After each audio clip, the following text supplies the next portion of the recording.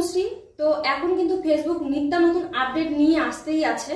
তার মধ্যে আমি একটা নতুন আপডেট পেলাম, যেটা হচ্ছে যে ফেসবুক এখন নতুন আপডেট দিচ্ছে যে ফেসবুক কন্টেন্ট ক্রিয়েটারদের জন্য কিন্তু অনেক অনেক বড় দুঃসংবাদ বয়ে নিয়ে আসছে। কাদের জন্য? যারা হচ্ছে নিজের কন্টেন্ট তৈরি না করে অন্যের কন্টেন্ট কপি করে সেগুলোকে ভালোভাবে সাজিয়ে আবার নিজের পেজ বা নিজের প্রোফাইলে আপলোড করে, সেই সব কন্টেন্ট ক্রিয়েটারদের জন্য কিন্তু বড় দুঃসংবাদ। কারণ সেগুলো কন্টেন্টকে স্প্যাম হিসেবে ফেসবুক ধরে নিচ্ছে।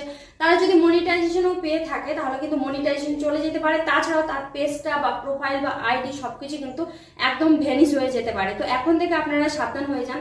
অনেক অনেক কন্টেন্ট ক্রিয়েটার এমন আছে যারা অন্যের বড় বড় কন্টেন্ট ক্রিয়েটারদের কি আইডি বা কি সবকিছু কপি করে নিজের কি করে যখন একটা ভালো একটা ফলোয়ার্সে পৌঁছে যায়, ভালো একটা জায়গায় পৌঁছে যায়, তখন সেগুলো সবকিছু ডিলিট করে আবার নিজের কি এগুলো অটোমেটিকলি কন্টেন্ট ছাড়তে থাকে, সেগুলোও কিন্তু ফেসবুক স্প্যাম হিসেবে ধরে নেবে। কারণ ফেসবুক কিন্তু অটোমেটিকলি মেটা বিজনেস কিন্তু সবকিছু দিকে নজর রাখছে। তো এখন কিন্তু ফেসবুক এই এটা নিয়ে এসেছে যে খুঁটিনাটি ভাবে এখন কাজ কিন্তু এখন প্রত্যেক কন্টেন্ট ক্রিয়েটারদের যে কাজ করছে প্রত্যেকেরই কাজ কিন্তু খুঁটিনাটি ভাবে এখন কিন্তু দেখবে।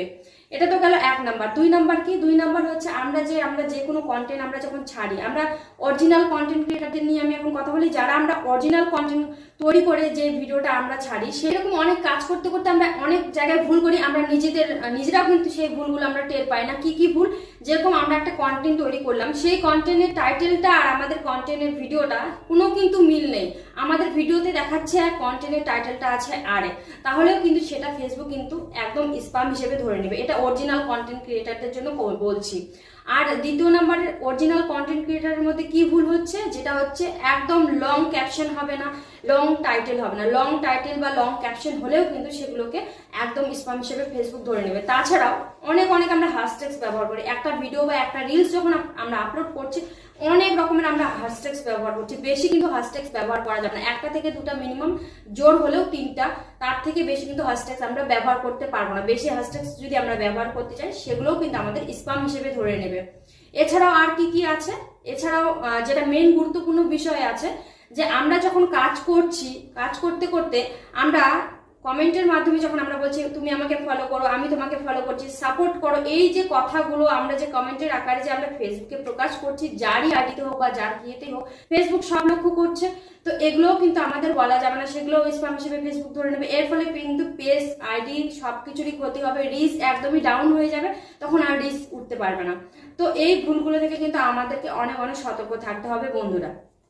আমরা এমন অনেক কন্টেন্ট ক্রিয়েটার আছি যারা আমরা গরমিল করে ভিডিও ছাড়ি। একটা পেজ বা একটা প্রোফাইলে যখন আমরা ভিডিওগুলো ছাড়ছি, গরমিল করে যা পাচ্ছি তাই ভিডিও ছাড়ছি, এরকম করলে কিন্তু আর হবে না। আমাদের যে কোনো একটা নিয়ে কাজ করতে হবে। আমরা যদি টেক ভিডিও করি তাহলে টেকটা নিয়ে আমাদের কাজ করতে হবে, টেক ভিডিও শুধু রেগুলার ছাড়তে হবে। আমরা যদি ব্লগ ভিডিও নিয়ে কাজ করি তাহলে ব্লগটাই ছাড়তে হবে। আদার্স করে গরমিল করে ডাল খিচুড়ি করে ভিডিও তৈরি করলে কিন্তু আমাদের কিন্তু সেখান থেকে কোনোভাবে আমরা আর্নিং করতে পারবো না। এখন কিন্তু ফেসবুক আপসাপ জানিয়ে দিয়েছে। এছাড়াও কি অনেকে আছে ব্লগ করছে, সেখান থেকে আবার কমেডি করছে, সেখান থেকে আবার টেক ভিডিও করছে, একটা থেকে গরমিল করে ডাল খিচুড়ি করে ভিডিও তৈরি করছে। এরকম করলে কিন্তু আর হবে না। আগে ফেসবুকের নিয়ম ছিল যারা যে ভিডিও পছন্দ করে তার সামনে সেই ভিডিওটা যেত, ঠিক সেই প্রসেসটাই কিন্তু এখন ফেসবুক নিয়ে আসছে।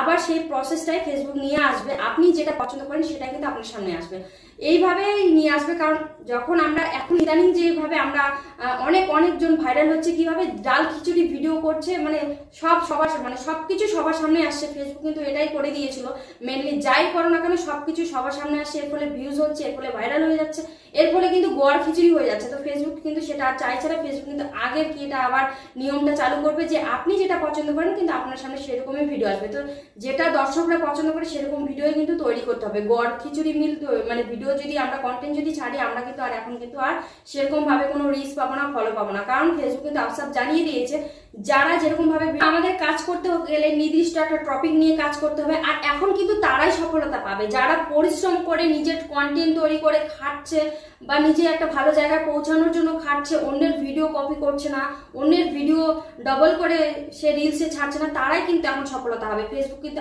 এটাই বলেছে যে যারা অন্যের ভিডিও কপি করছে, স্প্যাম করে নিচ্ছে, তারা কিন্তু আর এইখান থেকে ফেসবুকে, বিশেষ করে ফেসবুক প্ল্যাটফর্মে এখন থেকে হয়তো আর সফলতা পাবে। মানে আপনারাও যদি সফলতা পেতে চান তাহলে কিন্তু অবশ্যই নিজে পরিশ্রম করে নিজের তৈরি কন্টেন্ট আপনারা আপলোড করুন। আর আপলোড যখন করছেন তাহলে যে কোনো একটা টপিক বেছে নিন, হয় ব্লগ বেছে নিন, না হলে আপনারা কমেডি বেছে নিন, না হলে কিন্তু টেক বেছে নিন।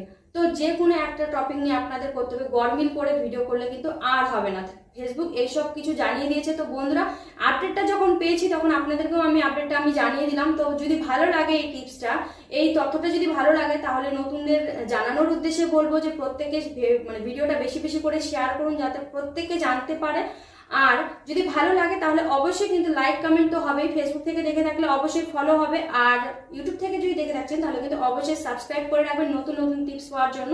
তো প্রত্যেকে ভালো থাকবেন, সুস্থ থাকবেন, কামনা করবো প্রত্যেকেই যাতে আমরা যে প্রত্যেকে যে পরিশ্রম করছি সেই পরিশ্রমের জন্য ফল যাতে আমরা প্রত্যেকেই ভালো পাই। তো প্রত্যেকে সুস্থ থাকবেন। ধন্যবাদ।